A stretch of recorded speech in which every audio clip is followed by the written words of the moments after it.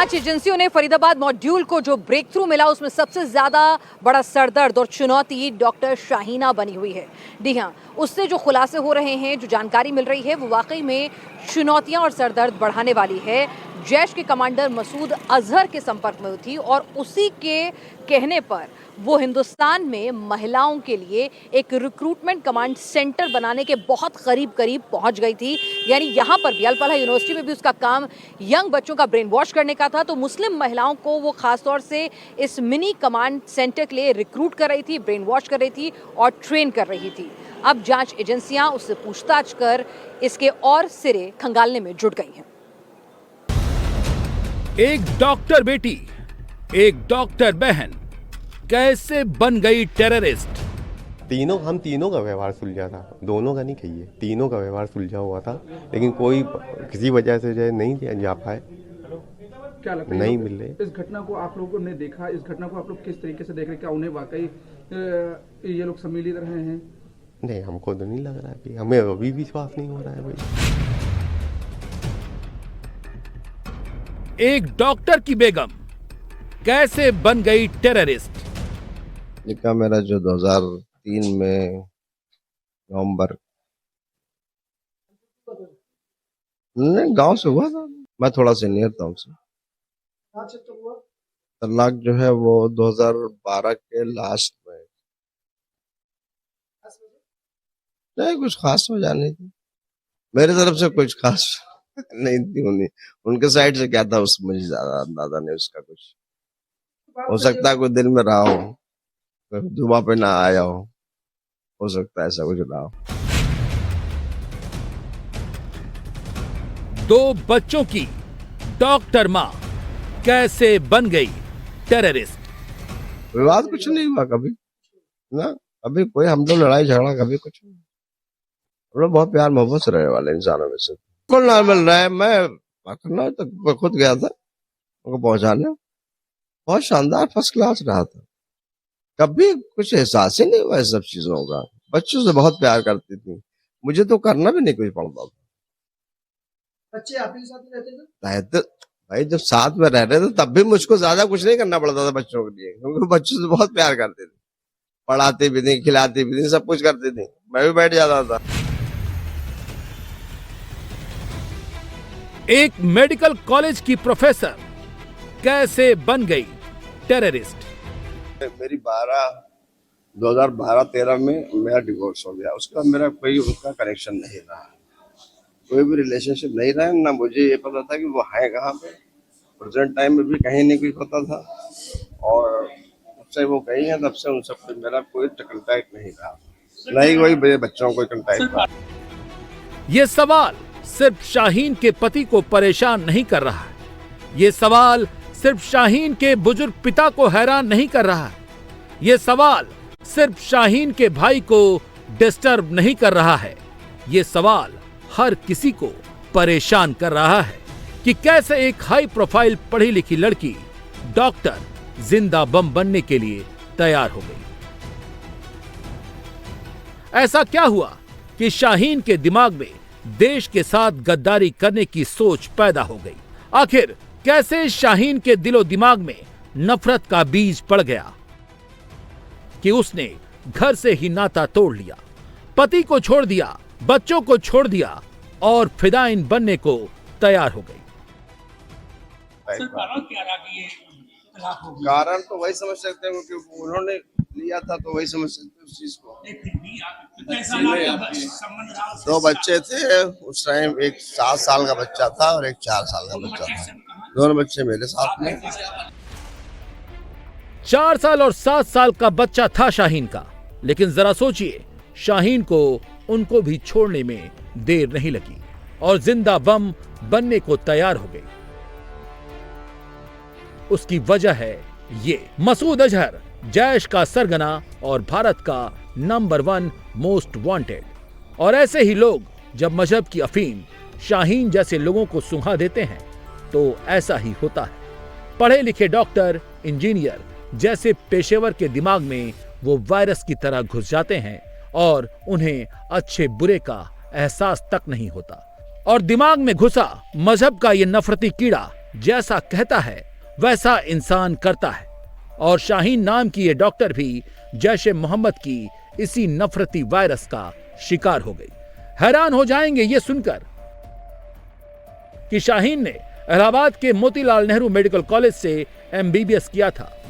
Motilal Nehru medical college, जहां admission होना आसान नहीं होता है, लेकिन शाहीन यहीं से पढ़कर डॉक्टर बनी। शाहीन के एक्स हस्बैंड ने बताया है कि शाहीन के साथ उसकी कोई प्रॉब्लम नहीं थी। जब उसने तलाक दिया तो वो खुद उसे घर छोड़कर आए थे। बस इस बात पर शादी नहीं चल पाई कि वो यूरोप, ऑस्ट्रेलिया में बसना चाहती थी, जिसके लिए वो राजी नहीं थे। तलाक हो गया, लेकिन जफर को इस बात का थोड़ा सा भी इल्म नहीं था कि तलाक के पीछे की वजह कुछ और है। शाहीन का तलाक हुआ, शाहीन कानपुर आ गई। उसके बाद कानपुर के हैलट मेडिकल कॉलेज में 7 साल असिस्टेंट प्रोफेसर रही, लेकिन 2021 में अचानक से डॉक्टर शाहीन सईद नौकरी छोड़कर गायब हो गई। माना जा रहा है कि इन्हीं 7 सालों में जो नफरत का बीज पाकिस्तान की नफरतियों ने शाहीन के दिमाग में डाला था, वो बबूल का पेड़ बनकर तैयार हो गया। फिर वहां से वो फरीदाबाद के अल फलाह अस्पताल पहुंची और यहीं से वो मजहबी नफरतियों के कांटेक्ट में आ गई, जहां वो डॉक्टर मुजम्मिल के संपर्क में आई और यहीं पर उसकी मुलाकात ब्लास्ट में मारे गए आतंकी डॉक्टर उमर से हुई, जिनके नेटवर्क का ये हिस्सा बन गई और पाकिस्तान में जैश के हैंडलर्स की कठपुतली बन गई। ये सुनकर, ये जानकर हैरान हो जाएंगे कि डॉक्टर शाहीन शादी के पहले और शादी के वक्त कैसी थी और कैसे जब मुजम्मिल उमर और मसूद अजहर के नेटवर्क का हिस्सा बनी, उसके बाद वो कैसी हो गई। शाहीन के पति ने बताया कि जब शादी हुई थी तो वो बुर्का तक नहीं पहनती थी। नहीं, बुर्का हमने कभी देखे ही नहीं। कभी एक कोने में बड़ा रहता था कहीं। शादी में एक हम लोग का ट्रेडिशन होती है ना, बुर्का उर्का दिया जाता है। 2012 से लेकर 15 तक कितना साल हो गए।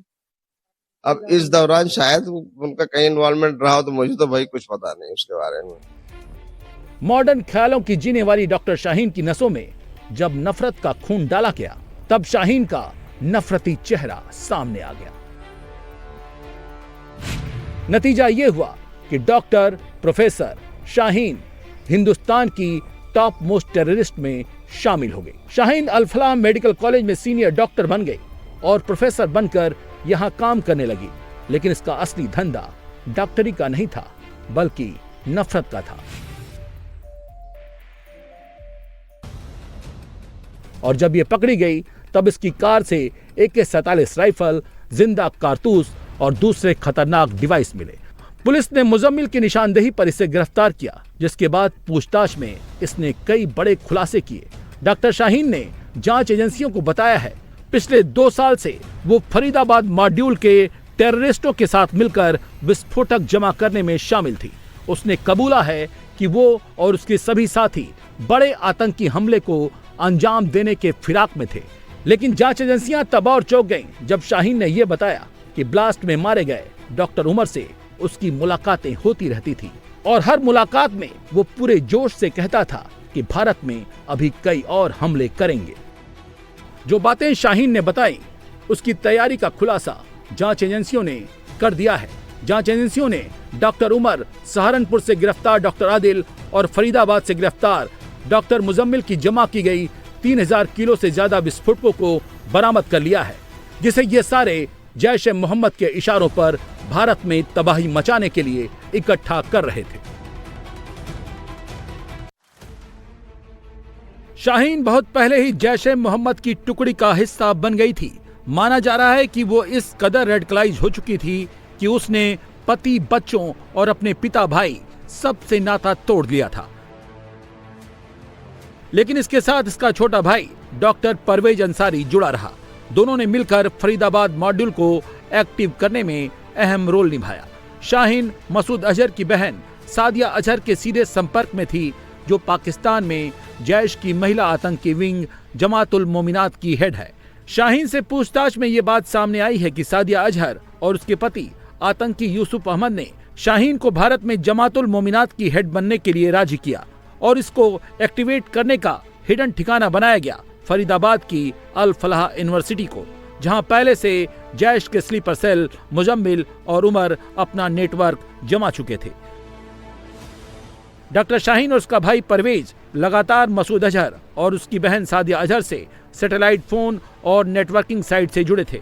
शाहीन के भाई डॉक्टर परवेज के यहाँ छापेमारी में ऐसे कई डिवाइस मिले हैं जो इस बात की तस्दीक करते हैं कि जैश ने पढ़े लिखे डॉक्टरों को अपनी नफरती आईने में ढाल लिया था। जो जैसा कहते गए वो वैसा करते गए। इसके लिए बकायदा जैश की तरफ से फंडिंग भी की गई। जांच एजेंसियों को डॉक्टर शाहीन की टेरर फंडिंग में 35 से 40 लाख जमा करने के सबूत भी मिले हैं। इन्हीं पैसों की बदौलत 3000 किलो से ज्यादा का अमोनियम नाइट्रेट इन आतंकियों ने इकट्ठा किया।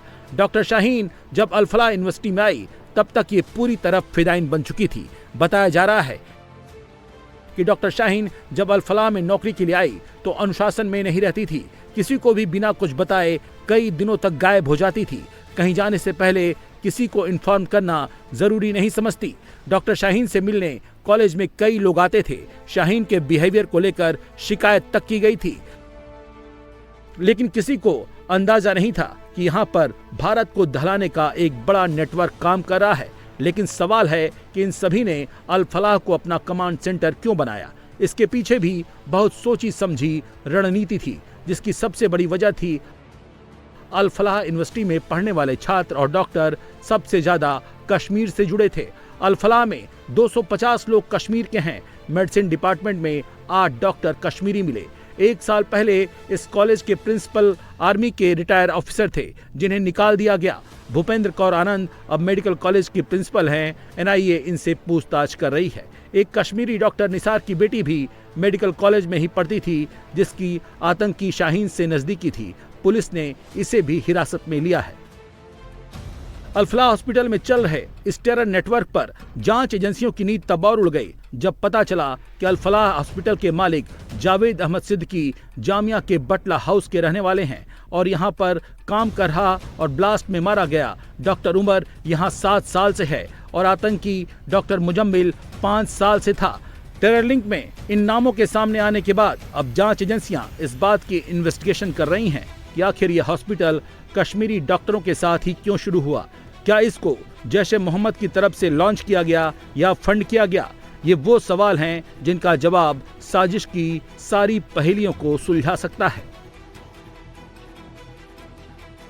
लेकिन एजेंसियों के लिए सबसे बड़ा सिरदर्द डॉक्टर शाहीन बनी हुई है। इसको लेकर कई और नए खुलासे हुए हैं जो डराने वाले हैं। बताया जा रहा है कि जैश ने शाहीन को भारत में लड़कियों को आतंकी बनाने के लिए मिनी रिक्रूट कमांड सेंटर बनाने की फंडिंग की थी, जिसके बाद शाहीन सहारनपुर और हापुड़ में मिनी रिक्रूट कमांड सेंटर के लिए कोई ऐसी जगह ढूंढ रही थी जो शहर से थोड़ा बाहरी इलाके में हो, जहां लोगों की गतिविधियां कम हो। शाहीन ऐसे सेंटर बनाकर महिलाओं को आतंकी ट्रेनिंग देने की तैयारी में थी, जिसे बाहर से एनजीओ का कवर देना था। मौजूदा समय में चल रही कुछ संस्थाओं से शाहीन ने संपर्क भी किया था, जिसमें मुस्लिम गरीब लड़कियों की पढ़ाई और गरीबों का इलाज कराने के नाम पर फाउंडेशन बनाने की तैयारी थी, ताकि टेरर फंडिंग में आने वाला पैसा जांच एजेंसियों की रडार पर न आए। पिछले 6 महीने से शाहीन सेंटर को बनाने के लिए तैयारी कर रही थी। शाहीन को आतंकी सेंटर में कुल 10 बड़े कमरे और एक तहखाने बनाने को कहा गया। इसके लिए बकायदा बड़ी जगह ढूंढी जा रही थी। इस सेंटर में इंटरनेट का इस्तेमाल नहीं करना था, ताकि ट्रेनिंग करने वाली लड़कियां सोशल मीडिया से दूर रहें और मकसद से न भटकें। इस सेंटर में जैश से जुड़े मौलवियों के वीडियो दिखाकर जिहादी बनाने का प्लान था। इस सेंटर में आतंकी ट्रेनिंग पाने वाली महिलाओं को मुंतजिमा नाम दिया जाना था। यहाँ तक प्लान था कि इन सेंटर्स को अस्थायी दवाखाना या मुस्लिम छोटी लड़कियों के लिए स्कूल के नाम पर खोला जाता। बाकी के हिस्सों में हॉस्टल रहता, जिसमें ट्रेनिंग करने वाली लड़कियों को रखा जाता। लखनऊ के रहने वाली डॉक्टर शाहीन कब डॉक्टर से हट करके आतंकियों की फेवरेट बन गई, जैश ए मोहम्मद जैसे खतरनाक आतंकी संगठनों की फेवरेट बन गई, ये वाकई में वो सवाल है जिसका जवाब तलाशने की सुरक्षा एजेंसियां कोशिश कर रही हैं। पता ये भी चला है कि उत्तर प्रदेश के कुछ इलाकों में डॉक्टर शाहीन बाकायदा एक बड़े प्लॉट को अपने कब्जे में लेने की कोशिश कर रही थी, ताकि वहां पर आतंकियों के लिए बाकायदा ट्रेनिंग कैंप्स के लिए जगह मुहैया कराई जा सके और वहां पर कुछ इस तरीके का काम किया जा सके जहां लगे तो ये कि पूरी तरीके से एनजीओ का काम हो रहा है, किसी सामाजिक संगठन का काम हो रहा है, लेकिन उसकी आड़ में डॉक्टर शाहीन बाकायदा आतंकियों के ट्रेनिंग कैंप्स चलाना चाहती थी, वहां लड़कियों के ब्रेन वॉश करना चाहती थी और जैश ए मोहम्मद से उसे जो ट्रेनिंग पाकिस्तान या दूसरी जगहों पे मिली थी, उसी तरीके की ट्रेनिंग को वो भारत में भी बाकायदा लागू करके यहाँ पर जो लड़कियाँ उसके कब्जे में आती या उसके संपर्क में आती, उन सब का माइंड वॉश करना चाह रही थी। लेकिन इससे पहले कि डॉक्टर शाहीन अपनी इन सारी गतिविधियों को अंजाम तक पहुंचाती, वो पहुंच चुकी है अपने अंजाम तक, यानी कि एजेंसियों की पकड़ में।